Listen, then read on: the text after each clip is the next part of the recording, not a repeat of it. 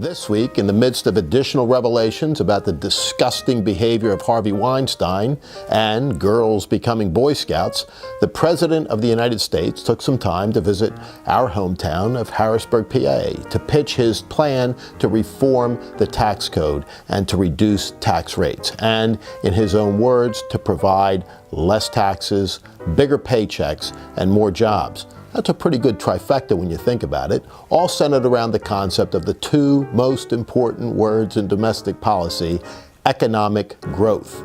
My friend, the former lieutenant governor and acting governor of Pennsylvania, said on the air this week that the Reagan tax cuts didn't work because they didn't provide economic growth. So I thought a look back at the two big tax cuts in recent American history might be revealing. The first by a Democrat, John F. Kennedy, who famously told us that a rising tide lifts all boats.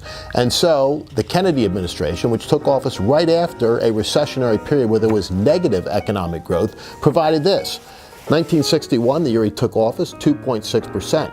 But immediately after the tax cuts, 1962, a huge jump to 6.1%, which continued long after his assassination into the Johnson years at very high levels, 5.8, 6.5, 6.6.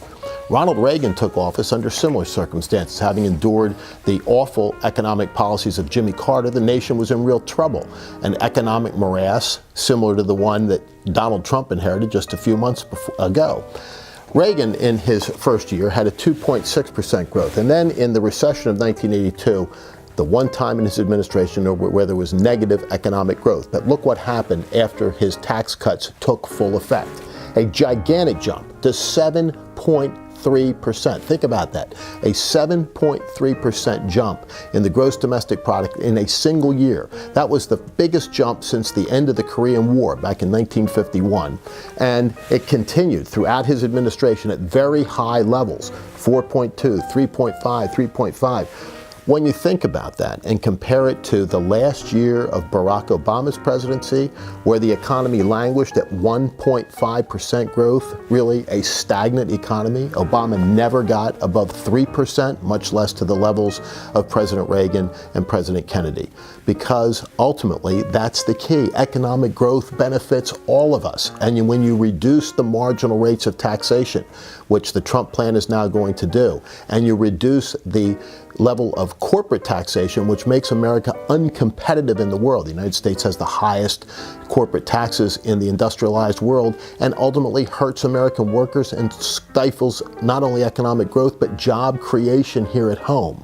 When you unleash the productive engines of a free society, everybody benefits. And so tax reform is long overdue. Not only getting rid of our unduly complicated Internal Revenue Code, which is now better than 75,000 pages, started at about 400, by the way, and reducing the number of brackets, making it more simple for everybody, more fair for everybody, but most important, by cutting tax rates, stimulating the economy, getting the engines revved up again, making the tide lift all boats.